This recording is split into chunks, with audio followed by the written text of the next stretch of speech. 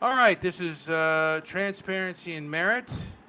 Uh, Also on my Twitter page, Walk Against the Woke, Walk Woke, my Twitter page, and also Transparency and Merit as well. I'm here with Chris Nelson, and today is Columbus Day. And I was going to ask him about Columbus Day in Florida because it's a little bit more conservative than here in California. Here in California, they call it Indigenous Peoples Day. I'm just going to ask: Is that the same? Is that the same thing that they call Christopher Columbus Day in Florida? Do they call it Indigenous Peoples Day? Chris, to you.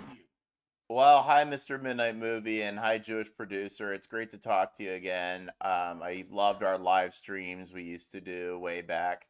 Hey, babe, how are you? Did you have a good day? The cats were really bad. We had amazing memories for that. All For right, that. my cats were really bad, dude. Guess what they did today? We put up Halloween, or my wife put up Halloween. They ripped it all off the table, and everything fell on the floor. But I cleaned it up. I'm on a live stream right now. It'll be quick. But these are very naughty cats. And my one cat is a black cat, he's like a Halloween cat, but knocked all the stuff on the floor, so I had to pick it up. So I mean, down here in South Florida, you've got these libs that they're really just miserable people, but they're always trying to feel good about themselves and feel better about themselves. And they want to do that in a way that doesn't really involve them doing any kind of work themselves or volunteering in any way or anything like that, as most of them live in gated communities high away or far away from any indigenous people that they can possibly get.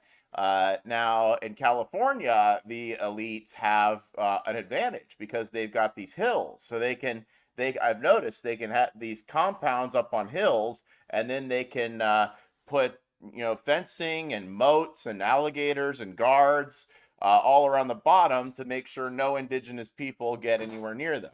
Now, then they celebrate the indigenous peoples, though, by just renaming a holiday. And of course, we know that these guys, Christopher Columbus, is their number one enemy, okay? They hate Columbus. Like, he's the worst person that could ever live to them.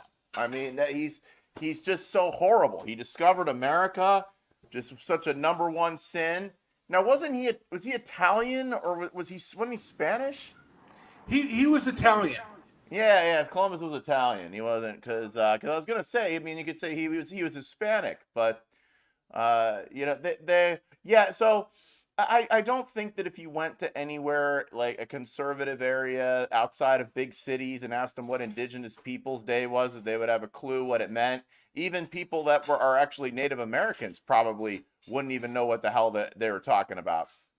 Uh, but we know who Christopher Columbus was, and he wasn't this horrible barbarian that they all make him out to be. And he discovered America, and I just the best way to do it these things is just don't play along with their little games when they want to make new holidays and stuff like that, and just hang on to the holidays we got. Yeah. So the DeSantis campaign uh, is traveling through now. You are kind of a Trump apostate, if I could say. Would that be fair to say, or would that be unfair to say? No, that's a really good way to put it, because that's how you get treated.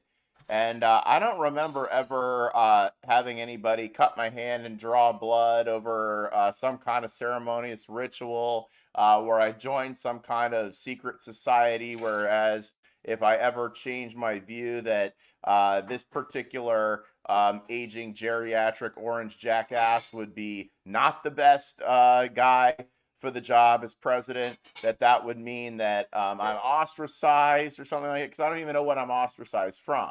You see, I never saw Donald Trump as anything different than another politician. It was unique that he became president after running businesses and being in high amounts of debt and being, having scandals surrounding him his entire life, and then becoming a reality TV show star, and thinking that would be a good idea, and hey, I was willing to give the guy a shot. A lot of people were, and that's why he won. But it turns out that a reality show star just isn't really the best president, because they typically want to, with him, I think Trump liked the idea of traveling around with Melania, kind of being almost like a head of state, like the Queen of England or something, being like a head of state. I think he thought that he would be admired and looked up to so much and I don't think it was what it turned out to be, what he wanted it to be. And so what do we end up with? Oh, there's a virus. Oh my God, what are we gonna do? Everybody hide! And Dr. Fauci knows what we should do. And he didn't know how to lead and how to really be a president when it came down to it. So now we have a man that does know how to lead and has shown he knows how to lead, and would just run away as president, with just the amazing things that will happen in this country if we're smart enough, which it's going to be hard, but to put Ron DeSantis in there, if we're smart enough to do this right now, the possibilities are limitless. Now, when you were in Simi Valley, you got into a bit of an altercation with Carrie Lake. What is your issue with her, by the way, just out of curiosity? Well, Carrie Lake, like so many others, they came out of nowhere, as these guys often do, and suddenly they're thrust into the spotlight as running for office, or somebody we should really look to, like we should really look to Mike Lindell. And remember when Marjorie Greene came out of nowhere? Do you guys remember Kim Klacik? Remember when all of a sudden it was Kim Klacik in Baltimore, and she was running for a congressional seat she was never going to win, and she raised millions of dollars just off of basically a little ad that Benny Johnson made for her, where she's walking down the street of Baltimore and everything's changing. It's a really cool concept for an ad, but she ended up grifting a large amount of money from all across the country of people that saw that ad and were like, oh, here's somebody we can do. Well, she had no chance of winning that seat, and people didn't really look into her background either. She has a little bit of a sketchy background with working in a strip club in Baltimore, and or with her husband and stuff. That's not Carrie Lake I'm talking about. I'm talking about Kim Klacik. And I'm not trying to pick on Kim Klacik. I'm just using that's an example of, you see these people that they come out of nowhere, and they're running for office, and they're on all these different shows like Bannon and all over the place, and they're all just praising this person, and people are sending them tons and tons of money. And when you see that, just be skeptical, okay? Because you don't really know who this person is, and if they really believe it. They say, well, Carrie Lake, actually, as it's come out, she was an Obama supporter. She was not a Trump fan in 2016, but suddenly she saw the light and became a Trump fan when she realized that there was a lot of money involved, that she was going to run for office, and there could be some power there, too. And, she called herself the DeSantis of the West. DeSantis went out there and campaigned with her. Her War Room account on Twitter was copying what DeSantis War Room was doing. There was a lot of camaraderie and a lot of, Carrie Lake just really talking about how DeSantis did these great things and stuff. Well, now, so, she loses her election. And then, she tells her voters, oh, you got to all vote on election day. Then the machines break down while the Democrats are already far ahead. And then tells half the Republican Party, the John McCain Republicans, I don't want your vote. And then she's scratching her head as to how she could have lost. And then pointing to the fact that she has way more Instagram followers than the other person. And that's why the proof that she definitely won the election. Well, she's now she's decided to start going around and trashing Ron DeSantis and just saying flat out lies about him. Like, it's like, okay, we get it. Trump told you to stay in Trump's good graces, you have to trash Ron DeSantis today. I mean, if you had to trash Jesus tomorrow to stay in Trump's good graces, you'd see a lot of these people trashing Jesus. I mean, it's just how it is. And so okay, fine. But she goes on and just tells bald-faced lies that DeSantis implemented mask mandates and vaccine mandates, and like, he never did that. Like, who believes that stuff?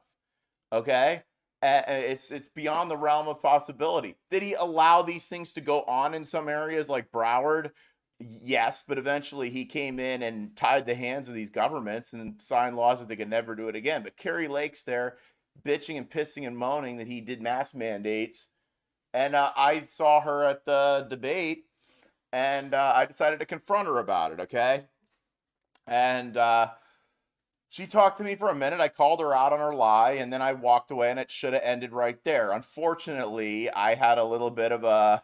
I decided, well, you know what? I'm also gonna heckle her a little bit and make a little. And I kind of forgot where I was for a minute. I kind of thought for a minute that I was in a place where you can where we're in a public place. Like if I was in the hotel lobby and saw her and did this, it would be it would have been okay. But where I was a place that requires certain decorum, and they're looking for little smart asses like me that they can kick out. So I wish I had left it at that. Really, the best thing to do in these situations is to try to get them to talk to you and get a good back and forth going on. But we live in the age where people are trying to make videos that are going to go viral and stuff. But really, the best thing to do is just so, if I have a situation again with somebody like Lake or somebody I want to confront, well, I'm going to be forward with them, but just without the extra heckling, because what did that do? It just got me kicked out of the event, and once you're on the outside, then what can you do? You're on the outside. So you kind of realize that tactics are important. Now, there was a debate on Tim Pool with Laura Loomer, who's a big Trump supporter, and I think his name is Steve Mitchell, who I guess he's kind of a big podcaster. What was Bill your opinion Mitchell, on yeah, that Bill debate? Mitchell's he's a former big Trump supporter. But yeah, I mean, to me, and I could be wrong on this, but it would have been better had you been there to defend, because to me, Bill Mitchell is a man that seems to be stuck in the 80s. Well, I mean, he's like 70 years old, I mean, and he's a cool guy for 70, and, I'll get there soon. I'm not really that young anymore, but yeah, I would have loved to. I said that I would do it and stuff, but Tim Pool is not going to have me on his show because it's just not going to happen. And he'll say, because, Chris Nelson isn't like important. And honestly, at this point, if he invited me on his show, I would say no. But at the time, I would have gone on and gone back and forth with Laura. But there's a reason why it turned out to be Bill going. And I think Bill did a good job and presented just the common sense approach to this whole thing of the Trump versus DeSantis. But you got to just understand, when it comes to people like Loomer and Tim Pool and his producer and these people, they're not looking at this from a logical way. You think I bullied Carrie Lake? Okay, all right. If you think I bullied Carrie Lake, whatever. I don't think I bullied Carrie Lake. Carrie Lake is a bully, by the way. Did I heckle her? Yeah. Okay. Um, I wouldn't do that again. So, but Bill Mitchell gave a very common sense, explanation of why he supports DeSantis over Trump. With these guys, you're not dealing in the realm of common sense or reality. It's all emotions. They don't really care if they're saying a lie about DeSantis. It's just as the ends justify the means, and it's just get DeSantis, get DeSantis, get DeSantis. They're all trying to ingratiate themselves more with Trump and that stuff. And you just got to remember that. And that's why it's like, sometimes you just don't even engage these guys, and you just understand that, they're not coming at it as oh, gee, let's like sit and like logically decide who will be the better person to be our nominee. And no. There's more going on here. There's grifts going on. There's fundraising, there's money, there's a lot of different things going on way beyond just, who's looking out for the best well-being of the United States of America. Yeah.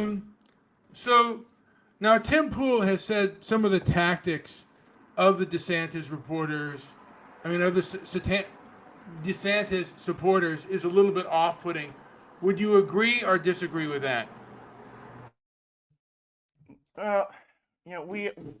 You've got people on Trump's side that are vulgar and nasty, and I'd say they're way more vulgar and nasty than the DeSantis people. Because let's remember, Tim Pool got his feelings hurt because Christina Pushaw told him that, hey, look, Jazz Jennings, this person that just did a trans surgery. I don't know if it started out as a boy or it became a girl or what the whole thing was behind that. But the point is this happened, and this happened with somebody who was under 18, which, by the way, that in California, people under 18 can get these surgeries done all the time. It's just commonplace, But in Florida, DeSantis did something about it and outlawed it. And Tim Pool was like just throwing little temper tantrums over DeSantis all of a sudden. It was like, oh, well, Jazz Jennings had this surgery. I was saying, he's like, Jazz Jennings had this surgery back in 2017. This is before he became governor, blah, blah, blah. Well, he got fact-checked on it by DeSantis's people, because when there's a viral tweet going around that has something incorrect about DeSantis on it, what his rapid response Twitter people do is they will say no, because this is before the Elon Musk community notes, which I think the community notes are great, but unless they're used against me, then they're not. But any other time, they're great. They're just saying, no, this happened. The Jazz Jennings things happened before these laws were put into place, and I think before DeSantis was even governor. Because there's this whole thing with these guys. Well, DeSantis didn't do anything about this. Well, what's he doing about that? Well, somebody got shot last night in Fort Lauderdale. Who's governor of Florida? DeSantis. Where was he? They have this kind of attitude that every kind of thing wrong here, even though DeSantis did everything we asked for in regards to the drag shows, the child sex surgery, the lockdowns, making the mandates illegal. He did everything everybody asked, but these people still have a problem with him. But when it comes down to Twitter is just a toxic place, and I have to catch myself. I get triggered sometimes. Who the heck doesn't? But that's why I try to more set some kind of boundaries where I'm off Twitter for days or off at a certain time at night, because yeah, sure. And it's frustrating. And sometimes I've said things that I immediately regretted or later regretted. And then I try to make it right after the fact. So, but at the same time, I'm not an official spokesperson for DeSantis. And a lot of the people that they're trying to say are, oh, we love DeSantis, but it's his influence. It's people like you, Chris. If it wasn't for you, then we would be supporting him. But because of you and this other guy that has 1,000 followers, we decided not to. I'm not buying that, and that's a really stupid reason to not support somebody, because some person on Twitter that you don't even freaking know is mean in your opinion, so you're not going to support the guy they support, because none of the people they come after are working for Trump. But you got to remember, the surrogates that are directly being paid for by Trump, the Alex Brucewitzes of the world and these guys, and Trump's own son, Don Jr., are attacking people, calling them names and sanctimonious and desimps and this and that all the time. I mean, Trump's guy, Chris LaCivita, just today called DeSantis supporters desimps, okay? These are people that actually work for Trump, all right? So I think that's the difference between the two. Yeah, you got some smart asses. Yeah, I can be a smart ass sometimes. But most of the smart asses are not working for DeSantis, okay? We're just smart asses who happen to support him.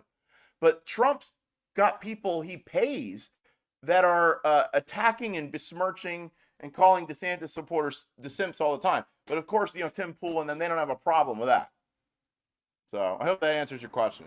Is Antifa? I mean, like, is there an Antifa like in Florida, and do they have any power? Because I know in California and LA they can shut events down. Do they have the same power that they do in Florida with protests and stuff like that? Can they shut events down as they do in the Los Angeles area or the California area?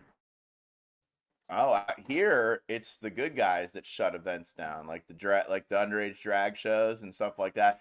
I'll tell you, yeah, sure, Antifa shows up to things, and the left and the libs, they have their lib protesters, and there's a lot of them. They're backed by some of the politicians here, but they're not on the majority here, and they're not, like, rioting and stuff like that isn't tolerated in Florida. So if they tried to riot or attack or anything like that, it would be a problem. They can't do these out of control things that you see in other states, or else they're quickly checked. So I mean, yeah, they show up, but no, they're not shutting things down and stuff like what's happening in California? What are they shutting down? Well, anytime you have an event, they can be violent against you, and if you even fight back, you could be the one that is prosecuted. Um, I was going to ask about, That's more sad. about, yeah, about Kerry Lake in the election. Do you think that there was funny business, was with regards to election integrity?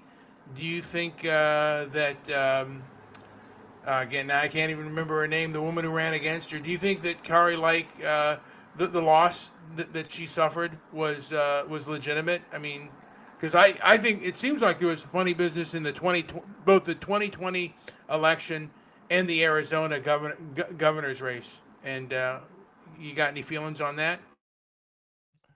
I don't really care, and I think it's a good thing that Lake lost, seeing like what a nasty person she is now, and what a liar she is, and that she's just not somebody that you want to have in office. And it would be better to even suffer through a Democrat in order to feel the pain a little bit. So we put up somebody who's not a malignant sociopath. And the same goes with Trump. I don't think either of these elections were stolen anymore. I mean, you had, I did believe it, but now looking at things, I do doubt, because you got to look at the situation with Lake. She alienated all the McCain voters, and you might have the people that love Trump and the Trump sycophants and the Steve Bannon war room sycophants. They'll go, oh well, everybody hates McCain. Well, no, not everybody hates McCain. In Arizona, a lot of people like McCain, and Carrie Lake basically told them all that she didn't need their vote or want their vote. I mean, if you tell people that you don't need or want their vote, they're not going to vote for you. And had she not done that, and then also had the Republicans been doing a ground game, and instead of just telling people only vote on election day, doing an early voting, ballot harvesting, early, and there's another more not kind name for ballot harvesting that Republicans have been ballot harvesting for a while, by the way, and there's a name for it. They don't call it ballot harvesting. It kind of has a negative connotation, but there's another name for it. She could have been doing that. Basically getting the early voting and all, but no, it was all, oh, only vote on election day. And you saw those long lines when the machines allegedly went down. And yeah, that could have been, I'll tell you this, those machines going down, that could have been a plot, because that's the way people are all fixated on the ballots. Oh, the ballots, these are fake ballots, but they don't really offer any proof. All right. Well, a lot of times it's people that are voting illegally, okay, that are like felons, or geez, we caught like child molesters here in Florida. For some reason, a lot of these guys, they love to vote that illegally here in Florida, and DeSantis and his Election Crimes Bureau has caught a lot of them.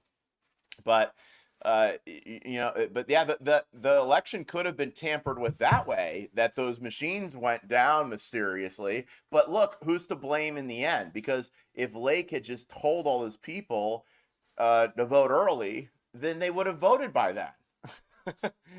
So, and then with the Trump election, I mean, it's the same thing, and you had Trump alienating everybody. And did anybody ever stop to think maybe Trump lost because of how he handled the fake pandemic, and that he allowed the country to be completely decimated because of a cold, and then that he signed added 7.2 trillion to the deficit, and then he signed the 2 billion or $2 trillion CARES Act. I mean, he spent more than any president and is responsible for the inflation we have now. All right. Did anybody think that maybe he lost legitimately to Biden because of those things, and that he just and maybe people didn't vote for him? Because you can go, oh well, there was more votes than ever before. Well, we never had mail-in ballots to the level that we had in 2020. It was a very different election. Yeah, I mean that is the thing. I mean, like, people find it hard to believe 81 million votes, because this is the first time for me, like, that I saw where the media was so reckless, and there's still an extremely, what I observe is an extremely reckless media that habitually lies about things. You can go with Joe Rogan and ivermectin saying he's taking horse dewormer, not saying that, there are two kinds of ivermectin. One is for livestock, and the other is for human beings. And their views on CRT and saying that it's not taught in schools, and and then saying that this is a mostly peaceful protest, and then saying January 6th was the worst thing out there.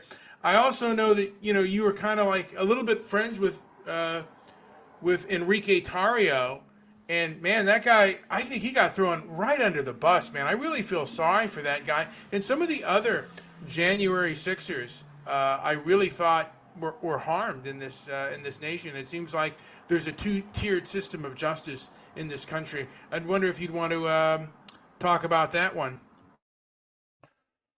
Well, I mean, I two-tier justice. I don't think you saw FBI agents kicking in the door of Donald Trump and then holding him without bail. I mean, he's getting the celebrity treatment right now for his things. But yeah, it's 22 years for not, and he wasn't even at the Capitol, and they claim he was trying to overthrow the government. And they used footage. By the way, notice they used footage from that documentary Roger Stone allowed these filmmakers to follow him around, I guess because he wanted to recapture his glory, but they ended up documenting everything that happened leading up to January 6th. And, the January 6th, or the prosecutors, they all used footage from that documentary. And, where Stone says multiple times that Trump lost the election, and he believes Trump lost the election, even though he told other people otherwise publicly. But yeah, they use footage of Enrique and the head of the Oath Keepers meeting in a parking garage, and their lawyers there. They don't know what they're saying, but they use that as some way of connecting. Yeah, I believe Roger Stone had it coming to him, man. He spreads. When you spread a lot, you got to call people out for things. But at the same time, I'm not. Look, I'm done with going up and confronting people and doing stuff like that. It wasn't worth the $300 freaking dollars I paid to get into that stupid Turning Point conference. I could have done that elsewhere. I wasn't even planning on confronting Stone. I just happened to see him there. But they used that, and they used a lot of that stuff, and they threw him in jail for 22 years. And you've got other guys, the other four Proud Boys that are in jail for lengthy sentences. And, DeSantis says straight up, hey, look, this was a protest that devolved into a riot. It wasn't an insurrection, which it's exactly what it was. It was a riot. There's people that broke windows and stuff like that. They should be, put in jail for or fined or whatever it is for doing those things. But this whole idea that this was a conspiracy to overthrow the government is absolutely ridiculous. And that is the biggest lie about January 6th. And what DeSantis has said is he'll begin pardons on the front end of his administration. Most presidents, they'll wait till the end, and then you're wondering if they're going to pardon him. But DeSantis said at the front end of his administration, he'll start a portal for receiving applications. So say Tarrio applies for a pardon, which he will as soon as DeSantis becomes president. DeSantis would have his team look at this and look at, is there any kind of violence? Is there any kind of, what else? What did he actually do? Does the punishment fit the crime? And maybe Enrique did something that should have gotten him 6 months. Okay, I'm not saying that, but say one of these guys is serving 16 years for seditious conspiracy, and they smashed a window. Okay, well, what DeSantis is saying he'll do is he'll still hold them accountable for smashing the window and whatever restitution or punishment they need for that, but he's not going to be holding them for seditious conspiracy and these crazy charges that just aren't that. And then DeSantis said, on the other hand, the people that, like in the BLM riots and stuff, that got away with burning down, torching Targets and Wendy's, that that they need to be charged and held accountable appropriately for what they did too. But I think, and then also removing the FBI director, and then checking the DOJ by moving their offices around the country and decentralizing some of this stuff in Washington. I mean, DeSantis is the best hope that any of these guys have at ever seeing the light of day before they're seeing the light of day anytime soon. Now, I've heard that DeSantis will be debating my governor. God, now my governor of California. Do you have any recommendations for him? And is there anything Gavin Newsom, by the way. of Gavin Newsom? He's going to be debating him. Is there anything, or if you had Governor DeSantis here right now, what would be your recommendation for him? Man, just go get him. I mean, DeSantis is so good at debating, and he's just got all the facts on his side. And if I hadn't gotten, I really didn't want to get kicked out of that debate, because I would have been able to then talk to Newsom later and because go back and forth with him a little bit. Because Newsom's just a bad guy, and if he's ever president, we're gonna have a central bank digital currency. Our country's gonna be totally different. He's gonna be doing sweeping gun regulations, and if we don't nominate DeSantis and we have Trump in there, and then we lose the House and the Senate, and then lose the presidency too, there's going to be DC statehood. There's going to be packing the Supreme Court. I mean, it's going to be pretty much the final nail in the coffin of America. So I hope we put up the right guy and don't just hold on to the past, and loyalty to Trump is just ridiculous. But let's put the guy up who can win and be victorious. But the debate, I mean, he's got you got crime out of control in California. You got these, about it. You live out there. You got the Soros prosecutors that aren't prosecuting people. Like you said, you got Antifa can beat you up, but then if you hit back, you're the one that'll get arrested, and you probably get charged with a hate crime. You've got prosecutors that are basically legalizing theft and legalizing rape in some cases, and these things where they're not prosecuting people. And then you've just got the depression that happens in California in these cities. Then you got the open air drug use, and then you've got the mass exodus of so many people that came to Florida, where crime is at a 50-year low. We have a $22 million budget surplus, while California's 32. Is it billion or million? I don't know. It's hard to keep up. up there. Hold on. Billion, yeah, 22 billion. Okay, so we got a 22 billion budget surplus in Florida, but in California, where taxes are through the roof, you're in the hole, like 22 billion or 32 billion. So how can Gavin Newsom say that? But what Newsom will do, this will be my advice to DeSantis, because this is what Newsom likes to do. Somebody will send Newsom like some little fact, like, did you know that America produced more natural gas this year than any other year? Which may be true, but Newsom will latch on to some fact, and then he goes around spitting it all conservative media like it's like he just discovered plutonium or something. He'll be like, "Did you know?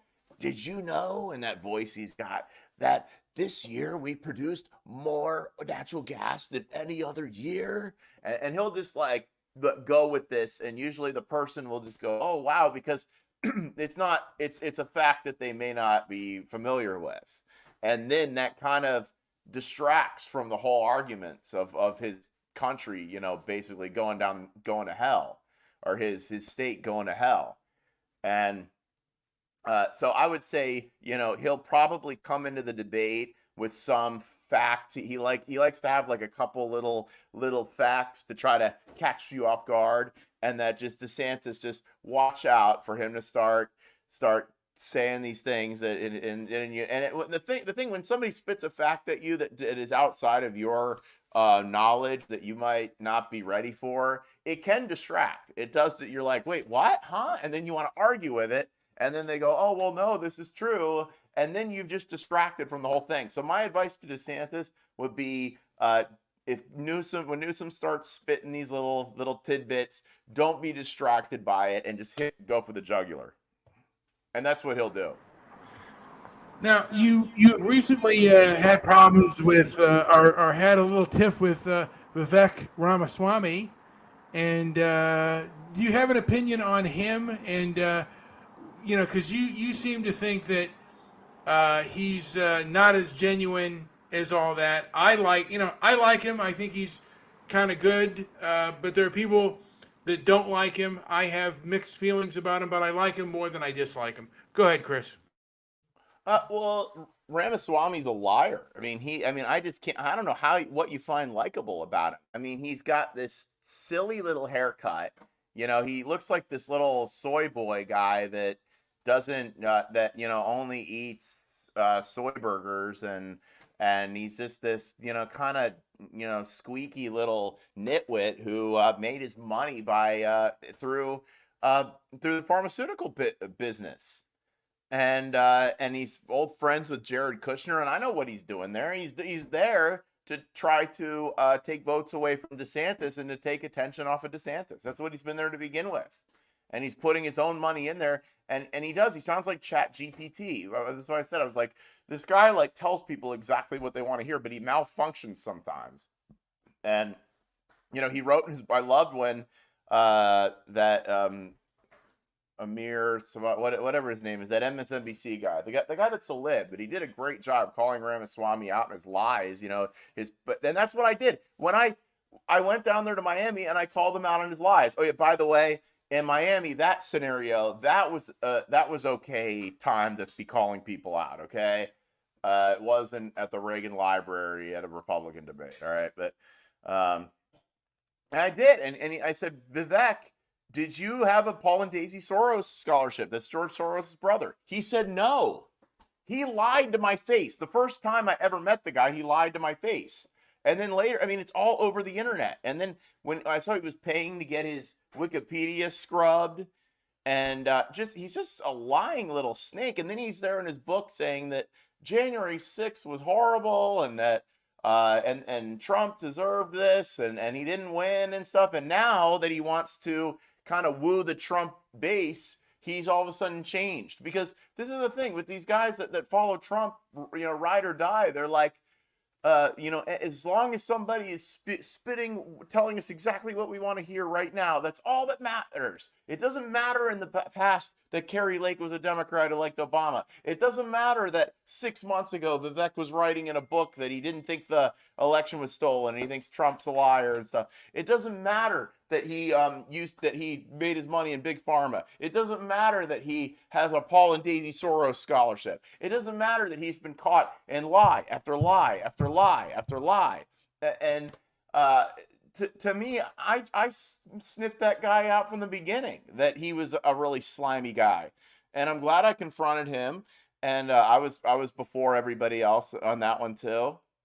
But and I saw how people were trying to prop him up, and I was like, well, wait a minute, you guys aren't calling on this clown to drop out. You guys all want DeSantis to drop out. Why is it okay that this guy keeps running? He's running against Trump, right? Shouldn't he drop out and endorse Trump?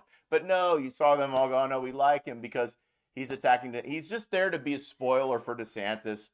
And I think he's been exposed. I don't think people are falling for his shtick anymore.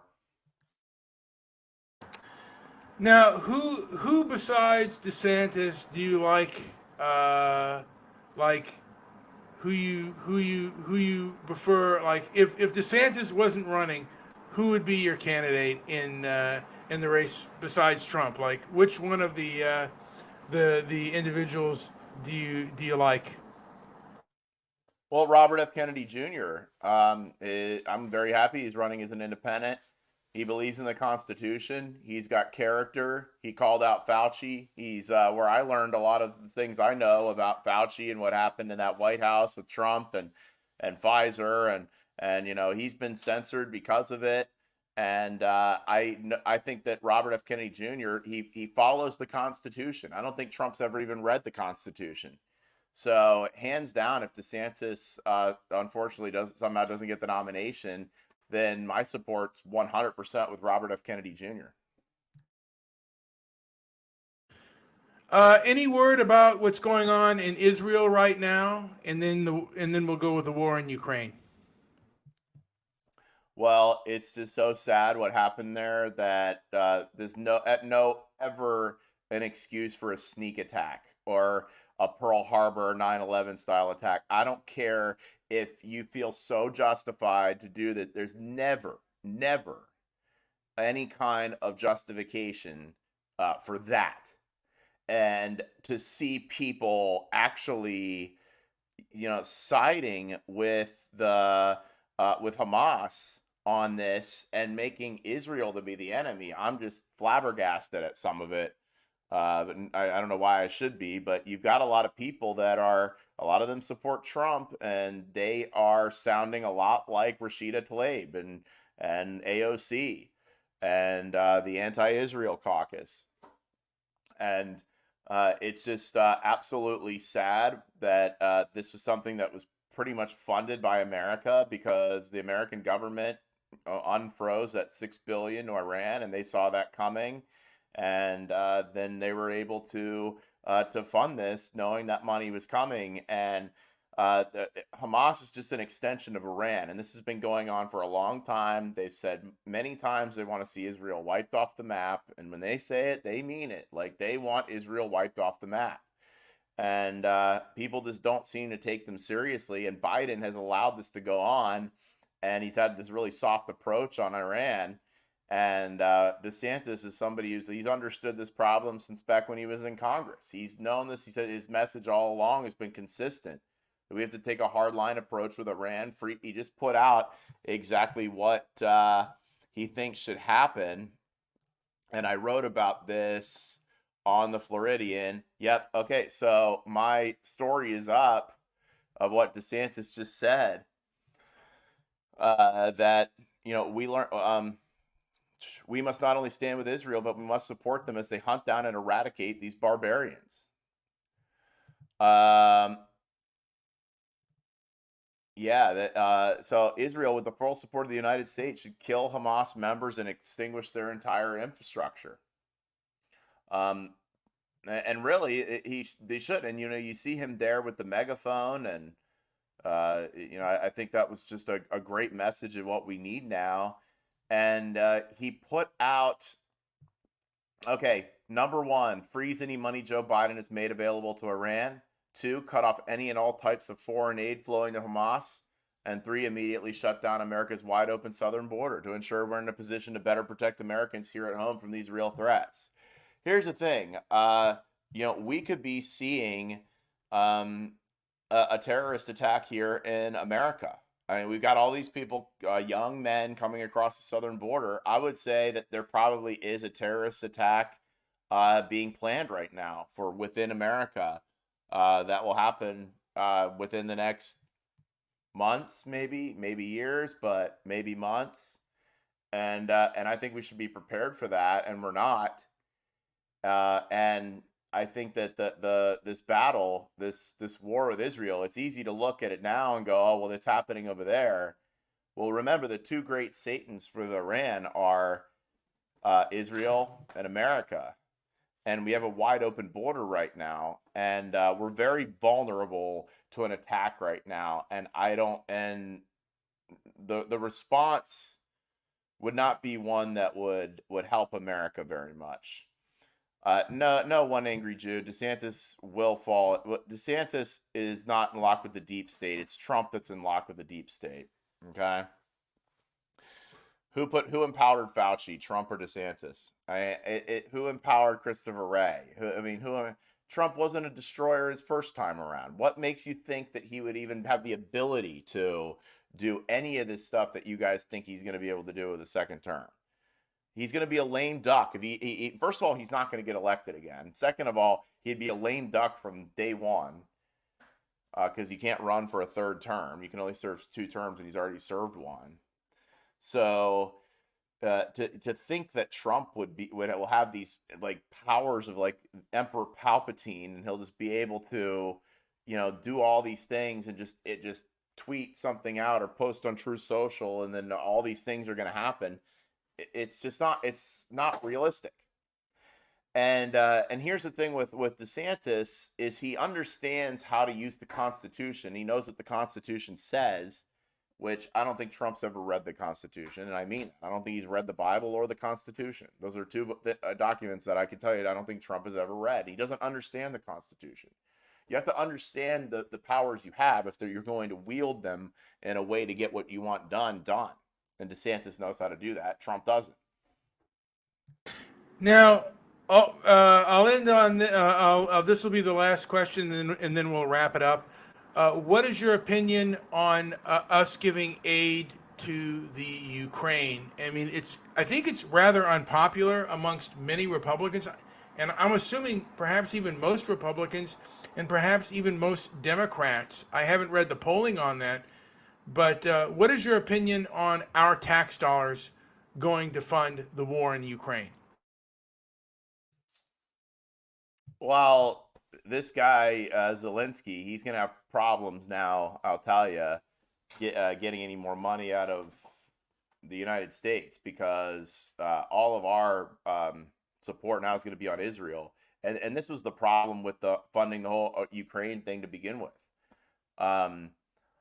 This guy's positions and what this guy did things to precipitate what the Russian invasion. Okay, pointing the missiles at Russia. All right, there were things. Okay, and you could say, "Oh, Chris, how could you say that?" No, he did things to provoke Putin. Was it right what Putin did? No, but you can't say it's like me when I get into like some little Twitter spat. Okay, and I look at it and I go, "Oh, it's very unfair that this person's attacking me and stuff like that." But wait a minute, I kind of did something to kind of precipitate this, I poked him. I poked the bear a little bit.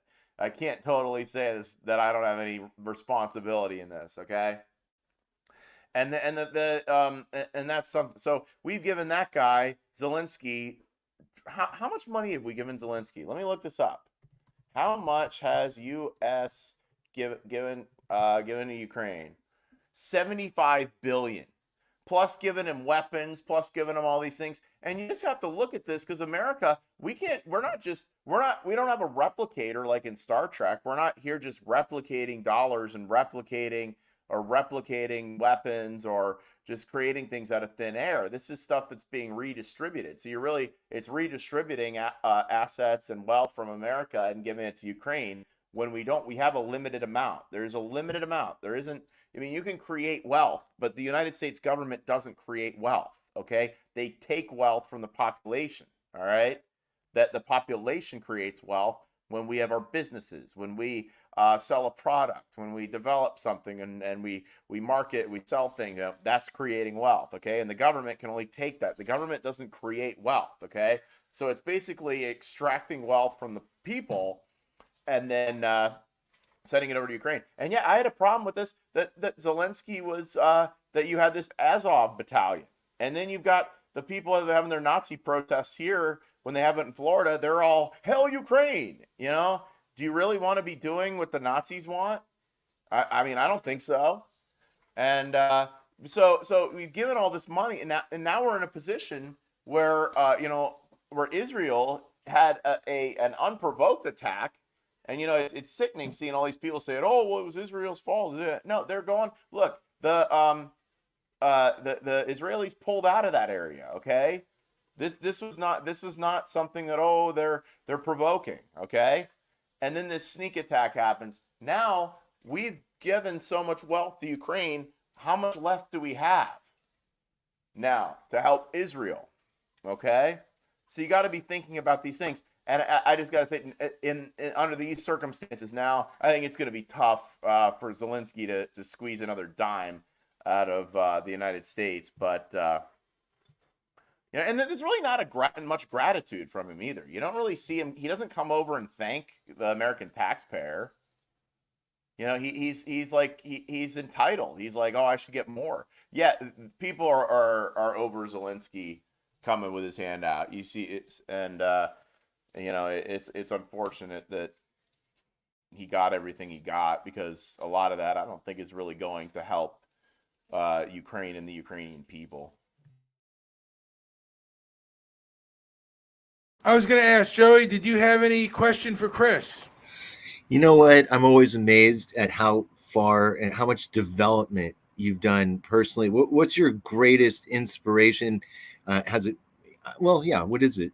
What's been motivating you? Because you've gone through some heavy changes since we've first met, and it's just really awesome to see you out there publicly, and you've been really awesome with us privately, like just taking our calls and everything. But what's been going on with you? Well, I got married to an amazing woman who is very, um, very nice to me. And then also, it's just been really just making mistakes and trying to learn from them. I make a lot of mistakes, and I learn from. I hope I don't sound exactly like what I did 10 years ago, but You have the same demeanor. You're fun as hell. You don't pull any punches, and but it seems like you've overcome some of your other hangups and all this stuff we all get hung up on. But it looks like you're having some fun, Chris. And I really appreciate the time and you hanging out and thanks, talking about DP. It was also great talking. talking about your cats. That's also huge. Yeah, unfortunately, I don't have Meowie and Scaredy Cat. They had to be given up for adoption at a point, but I've got two other cats right now, Panther and Stevie, and I love them, but they can be some naughty cats sometimes. Like they worked today, and they pulled down the tablecloth, and everything on the table went on the ground. But Yeah. that's okay. Yeah, I do love my cats very much, and it's very good to catch up with you guys. How's Debbie doing? Does she still have a show? We haven't talked to her in a while. She's been kind of a recluse grandma. Yeah, we haven't heard from Debbie in a while, and yeah, you have changed. I mean, you seem a little bit happier. I think Florida is better for you than Pennsylvania. I think the vitamin D out there does good. I mean, Florida, there's more sun, and I think you do better in a place in an environment like that. It really does at times shape the mood. Some people, I have family members that like they lived in Norway, they went to Thailand, and they're absolutely like 100% happier that they live in that place because they love the sun. And you look like a guy that loves to get out in the sun. And I'll let you finish it off. Any last words to wrap it up, Chris? And then I'll finish it up after that. And also, would you be willing to debate a Trump supporter? Oh man, debating a Trump supporter. I guess so. I guess so. Why not? But how much are I gonna get paid? Uh, yeah, the Florida sun is great, and yeah, I absolutely love it down here. And just following Ron DeSantis and how he's led this state and how he has fought against people like Fauci and fought against the libs, fought against the media, and he wins. Fought for election integrity. We got the election situation under control here in Florida, the election crimes unit. He goes out and arrests people before every election and says, here's what's going to happen to you if you try to cheat. I've never seen somebody handle government so well. It's somebody that understands the challenges we face so well. And I like winning. I don't like to lose. I know there's a lot of these guys out there with podcasts, political positions, political grifters that they kind of do better when we lose. And I call it the Al Sharpton syndrome, okay? They dedicate an entire podcast to the fighting against vaccine mandates, stuff like that, okay? And where a solution, well, the Al Sharpton syndrome will be a solution to the problem means an end to the grift, okay? So if racism ever went away in America, like Al Sharpton claims he wants, then Sharpton's grift would go away because then he wouldn't have any other, there wouldn't be a conflict there. And I think a lot of these guys that wield a lot of influence, I think that it doesn't matter to them if Republicans lose. It doesn't matter if Biden remains president, if Newsom becomes president. It's actually better for them in some ways to stay in the minority and to stay in a losing position, because then they can have something to fight against and have something to grift off of. Oh, give me money. I'm gonna solve this problem. Come to my reinvigorating America tour and buy our T-shirts and give us money so we can stop this. But we hate Ron DeSantis. It's like they really, I think, don't want a solution to the problem. A lot of them. Some of them do, but a lot of them, because I think they fear that then they won't have they'll lose their audience. People won't have any reason to come around. Look, we got to win. We can't be concerned with people and their grifts and stuff like that. Regular guys like me that work in the I don't rely on grifting off of an audience for my income. Okay, so I think that it's a little different for people that are in the real world and have actual jobs than it is for somebody who they make their money off of a podcast or a YouTube channel or things like that. And you got to just look at who you're listening to. Does this person, they claim that they don't want vaccine mandates, but are they supporting the guy who's not going to do vaccine, who fought successfully against vaccine mandates? They claim they want the border shut down and taken care of, but are they supporting the guy that can actually do it? They claim that they don't want or don't like Fauci, but they're supporting the guy. They claim the guy that they want an end of gender indoctrination, but then they support a guy who can't answer a simple question: what is a woman? Okay, they claim to be pro-life, but then they support a guy who says that heartbeat bills are horrible. Okay, you have to look at people and their actions, not just what comes out of their mouth. That's what I would. That's my parting advice to everybody listening. Well, Chris, I thank you for joining us. If you can stay a little around after I'm done with the show, just so we can wrap a few things up. So I'm going to end the show now. Like, subscribe, leave a comment down below. And it's Chris Nelson at Twitter, Reopen Chris. And then you can go Walk Against the Woke, Walk Woke, and Transparency and Merit. And also Mr. Midnight Movie, although they kicked my Mr. Midnight Movie off for a little bit. So Twitter is still acting kind of funny. Anyway, like, subscribe, leave a comment down below, and thank you for listening. And Chris, stick around for a little bit, if you can.